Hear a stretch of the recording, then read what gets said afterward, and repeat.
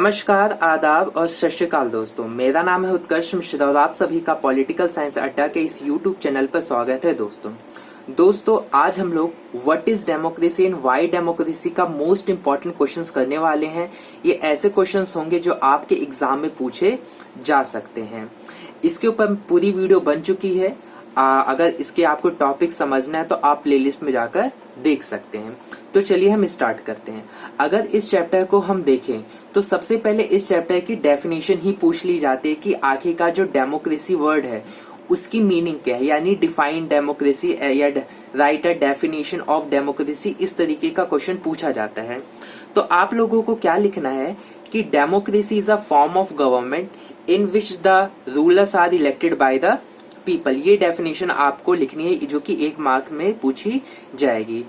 आगे का डेमोक्रेसी क्या है। डेमोक्रेसी क्या होता है, एक फॉर्म ऑफ गवर्नमेंट होता है, यानी सरकार का एक ऐसा रूप होता है जहाँ पे जो राज करता है, जो रूलर्स होता है, वो लोगों के द्वारा इलेक्ट किया जाता है। जो हमारे सीएम होते हैं, जो विधायक होते हैं, फिर जो हमारे प्रधानमंत्री होते हैं, या फिर कह लीजिए जो राष्ट्रपति होते हैं कई देशों में, वो लोग सीधा चुने जाते हैं जनता के द्वारा, लोगों के द्वारा। ऐसा 1 नंबर में डेफिनेशन पूछा जाता है। आगे बढ़े तो आगे पूछा जाता है फीचर्स ऑफ डेमोक्रेसी पूछा जाता है, यानी डेमोक्रेसी की आपको फीचर्स बताना है।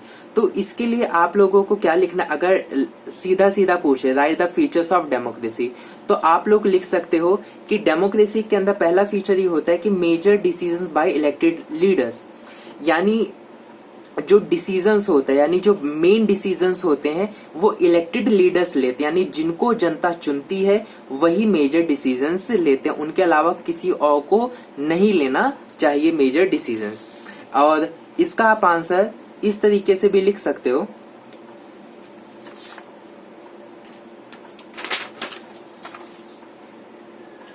कि in a democracy the final decision making power must rest with the those elected by the people. या फिर आप उसे लिख सकते हैं, या फिर ये डेफिनेशन भी आप उसका लिख सकते हैं। ये भी पूरी तरीके से करेक्ट होगी। ये लिखिए, ज्यादा बेटर है।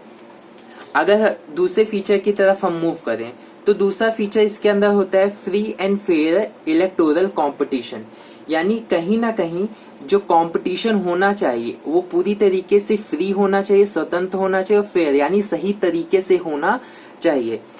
ये आप लिख सकते हो। या फिर इसकी जो पूरा कंक्लूजन करके जो इसकी समरी है वो ये कहती है कि a democracy must be based on a free and fair election, यानी जो डेमोक्रेसी होनी चाहिए वो पूरी तरीके से फ्री एंड फेयर इलेक्शन पे बेस होनी चाहिए। Where those currently in power have a fair chance of losing, जहां पर उन लोगों के पास भी पूरा चांस हो, जो एक बार चुन लिए गए हैं उन लोगों के पास भी पूरा चांस हो कि अगली बार वो हार जाए। ये नहीं कि एक बार वो सेलेक्ट हो जाए, इलेक्ट हो जाए लोगों के द्वारा, और नेक्स्ट टाइम क्या करें, वो अपनी पावर्स का मिस यूज करके बार बार गलत प्रैक्टिसेस करके बार बार खुद ही जीते। तो आप ऐसा लिख सकते हो, ये डेफिनेशन लिख सकते हो फीचर्स ऑफ डेमोक्रेसी के अंदर। एक और डेफिनेशन लिख सकते हो, ये लिख सकते हो तीसरी जो डेफिनेशन है कि in a democracy each adult citizen must have 1 vote and each vote has 1 value, कि डेमोक्रेसी के अंदर जो भी अडल्ट सिटीजन होगा उस देश का, उसको 1 वोट होना चाहिए और उस ईच वोट हैज 1 वैल्यू, यानी 1 पर्सन होना चाहिए, 1 पर्सन है उसको 1 ही वोट देना चाहिए और उसकी जो वैल्यू हो वो भी होगा। ऐसा ना हो कि 1 पर्सन है वो 2 3 4 5 जगह वोट डाल दे, गलत है, और उसकी जो वैल्यू है वो भी 1 ही होनी चाहिए। ऐसी नहीं होनी चाहिए कि 1 पर्सन है तो उसकी वोट की वैल्यू आधी है, कोई दूसरा पर्सन है जस्ट बिकॉज ऑफ उसका स्टेटस, जेंडर, फिर कुछ भी डिफरेंस है तो आप उस पर्सन को 1 वोट डालता है तो उसकी वैल्यू आपने 1 कर दी, 2 कर दी, ऐसा बिल्कुल भी नहीं होना चाहिए। इसी के साथ अगला हमारा फीचर आता है, वो ये कहता है कि rules of law and respect for the rights, यानी ये सारी चीजें होनी चाहिए। अगर इसका कंक्लूजन हम देखें तो इसका कंक्लूजन ये कहता है कि a democratic government rules with in limit set by the constitution and citizen right, यानी जो एक डेमोक्रेटिक गवर्नमेंट होती है वो रूल करे एक लिमिट के अंदर, यानी उसकी भी कुछ लिमिटेशंस हो। ये नहीं कि लोगों ने उसको चुन लिया है तो उसके मन में जो आए वो काम करे, ऐसा नहीं होना चाहिए।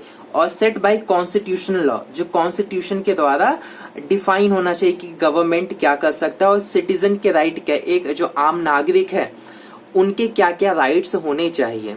तो आप ऐसे फीचर्स, जो मैंने 4 फीचर्स बताए, आप ऐसे ऐसे करके लिख सकते हो। अगर हम आगे बढ़ते हैं तो वाई डेमोक्रेसी से पूछा जाता है, ये जो टॉपिक है वाई डेमोक्रेसी, इससे साफ साफ पूछा जाता है, बेसिकली यहाँ से मेरिट्स और डीमेरिट्स पूछा जाता है। तो अगर बात आती है कभी डीमेरिट्स की, कि इसकी जो डेमोक्रेसी है उसके अंदर क्या क्या कमियां हैं, तो आप ये कमियां लिख सकते हो। जैसे लिख सकते हो कि लीडर चेंज होते रहते हैं बार बार, जिसकी वजह से इंस्टेबिलिटी आ जाती है।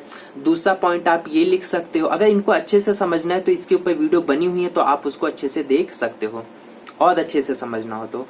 दूसरा पॉइंट ये कहता है कि डेमोक्रेसी की पूरी तरीके से क्या होता है, पॉलिटिकल कंपटीशन होता है, पावर प्ले का गेम होता है, जहां पे इंसानियत की कोई भी जगह नहीं होती, आपकी जो एथिक्स होते हैं उसकी कोई भी जगह बिल्कुल भी नहीं होती। यहाँ पे वही लोग डेमोक्रेसी के अंदर मेजर रोल प्ले करते हैं जिनके पास पावर हो, जिनके पास मनी हो, पैसा हो, इस तरीके की। तीसरा पॉइंट ये कहता है so many people have to be consulted in a democracy that leads to delay. इसके अंदर क्या होता है कि डेमोक्रेसी के अंदर कोई भी डिसीजन लेना पड़ता है तो अलग अलग लोगों से हमें डिस्कस करना पड़ता है कि इसका इम्पैक्ट है, यानी बहुत तरीके की चीजें होती हैं। तो इस वजह से जो डिसीजन होता है वो डिले हो जाता है। तो यहाँ पे कह रहा है डीमेरिट्स में कि इसी वजह से डिसीजन इसके अंदर जो कुछ भी लिया जाता है डेमोक्रेसी के अंदर बहुत ही लेट डिसीजन आता है, बहुत ज्यादा लोगों से कंसल्ट करना पड़ता है। अगला पॉइंट ये कहता है कि elected leaders don't know how the best interest of the people, कि जो इलेक्टेड लीडर्स होते हैं जिनको लोग चुनते हैं कि ये हमारे लिए काम करेंगे, हमारे लिए वर्क करेंगे, उन लोगों को ही नहीं पता होता कि उन जो जनता है, जो पीपल है, उनके लिए क्या काम करना है, जिसकी वजह से कभी कभार या अक्सर वो बैड डिसीजंस ले लेते हैं। अगला पॉइंट कहता है कि democracy leads to corruption, democracy की वजह से करप्शन पैदा होता है, ये कहता है। अगला पॉइंट कहता है कि ordinary people don't what is good for them, they should not decide anything. Demerits के अंदर एक और पॉइंट जोड़ के कहता है कि जो डेमोक्रेसी होती है उसके अंदर जो आम जनता होती है उनको ही नहीं पता होता अच्छे से कि उनके लिए सही क्या है, गलत क्या है, उनके लिए अच्छा लीडर कौन है, बुरा लीडर क्या है, तो वो चुनेंगे कैसे। इस तरीके की आप डीमेरिट्स लिख सकते हो। अब यहाँ पे हमने डीमेरिट्स को तो स्टडी कर लिया, अब आता है मेरिट्स ऑफ डेमोक्रेसी, यानी हम डेमोक्रेसी की अच्छी चीजों के बारे में जानेंगे, यानी आर्ग्यूमेंट्स फॉर डेमोक्रेसी। इसके अंदर हम ये जानेंगे, अगर ऐसा पूछे जाए, एग्जाम में पूछा जाता है कि right the arguments for democracy, यानी या फिर कह लीजिए कि डेमोक्रेसी के आप मेरिट्स बताइए, तो आप पहला पॉइंट लिखेंगे थोड़ा बहुत एक्सप्लेन करके कि a democratic government is a better government because it is a more accountable form of government, कि जो डेमोक्रेटिक गवर्नमेंट होती है वो अच्छी गवर्नमेंट होती है। क्यों अच्छी होती है? क्योंकि बेसिकली मोर अकाउंटेबल होती है, जिम्मेदार वाली होती है। कि जैसे डिक्टेटरशिप के अंदर क्या होता है कि या फिर कह लीजिए मोनार्की में क्या होता है, दोनों के अंदर क्या होता है कि जो रूलर होता है वो कोई भी डिसीजन ले लेता है, अगर वो सही हो या गलत हो वो उसकी जिम्मेदारी नहीं लेता कि जो डिसीजन मैंने लिया आगे चल के सही होगा या गलत होगा। लेकिन डेमोक्रेटिक गवर्नमेंट के अंदर जो कुछ भी डिसीजन लिया जाता है वो वहां पे किसी न किसी की जिम्मेदारी होती है कि आप इस डिसीजन को सही से लागू करवाएं। डिसीजन के अंदर कोई भी फॉल्ट आता है तो आप जनता को जवाब दें कि आपने ऐसा क्यों किया। लेकिन मोनार्की और डिक्टेटरशिप के अंदर बिल्कुल भी चांस नहीं होता। आगे अगर हम मूव करें तो दूसरा पॉइंट इसी के साथ आता है मेरिट्स के अंदर कि democracy improves the quality decision making. दरअसल क्या होता है, डेमोक्रेसी के अंदर बहुत ज्यादा लोगों से पूछा जाता है, कंसल्ट किया जाता है, जैसे हमने अभी पढ़ा। तो इसकी वजह से क्या होता है कि एक अच्छे डिसीजन को भी ये जन्म देता है, क्योंकि ज्यादातर लोगों से अगर आप कंसल्ट करोगे एक चीजों के बारे में, अलग अलग पहलुओं के बारे में उसकी जानने की समझने की कोशिश करोगे, तो ऑफकोर्स जाहिर सी बात है कि जो डिसीजन आएगा वो अच्छा होता है। तीसरा पॉइंट कहता है कि democracy provides a method to deal with the differences and conflicts. क्या होता है, हमारे देश के अंदर अलग अलग पूरी तरीके से सोशल डाइवर्सिटी, अलग धर्म के लोग हैं, अलग रिलीजन है उनके, अलग कास्ट है, वो अलग अलग लैंग्वेजेस भी बोलते हैं। तो डेमोक्रेसी जिस देश में होती है उस देश के अंदर जो अलग अलग डाइवर्सिटी है, जो अलग अलग लैंग्वेजेस हैं, अलग अलग जो उनका कल्चर है, जो उनका खान पीन है, उन सबको मैनेज करने में हेल्प करता है। अक्सर क्या होता है कि जो मेजॉरिटी वाले लोग हैं वो माइनॉरिटी वाले लोगों को परेशान करते हैं। एक मान लो एक कल्चर है, इसका जो कल्चर है उसका उस कंट्री में इस कल्चर को मानने वाले लोग ज्यादा हैं और इस कल्चर को मानने वाले लोग कम है, तो इस कल्चर की ज्यादा चलेगी, इस कल्चर की नहीं चलेगी। तो डेमोक्रेसी के ऐसा रास्ता प्रदान करता है कि दोनों की ही चले, इसकी भी उतनी रिस्पेक्ट करता है और ये इसकी भी उतनी ही रिस्पेक्ट करता है। डेमोक्रेसी चाहे आप ऊंचे हो या नीचे हो, ये डजेंट मैटर, ये सारी चीजें मैटर नहीं करती।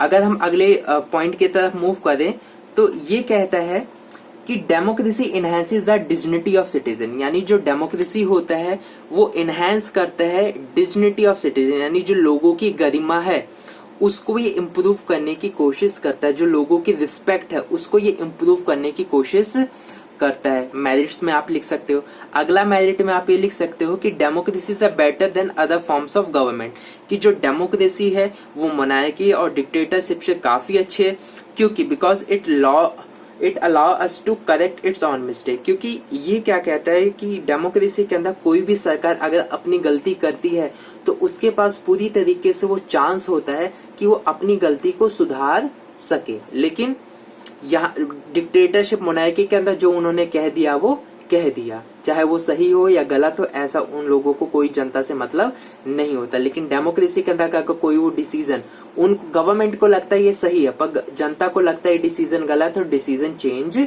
होगा। इस तरीके से कुछ आप मेरिट्स लिख सकते हो। अगर हम देखें ब्रॉडर मीनिंग ऑफ डेमोक्रेसी, तो इसके अंदर से बेसिकली उतना ज्यादा पूछा नहीं जाता ब्रॉडर मीनिंग ऑफ डेमोक्रेसी के अंदर से, तो एक बार इस चैप्टर की वीडियो आप देख लेना। ज्यादा पूछा नहीं जाता, इस चैप्टर को आपको अच्छे से समझ टॉपिक है वो उसको अच्छे से आपको समझना पड़ेगा। हो सकता है कि कुछ क्वेश्चंस पूछ लिए जाएं, लेकिन इस टॉपिक को आप वीडियो देख के समझ जाइए। और अभी तक इतना ही इंपॉर्टेंट क्वेश्चंस है और मिलते हैं आपसे नेक्स्ट वीडियो में।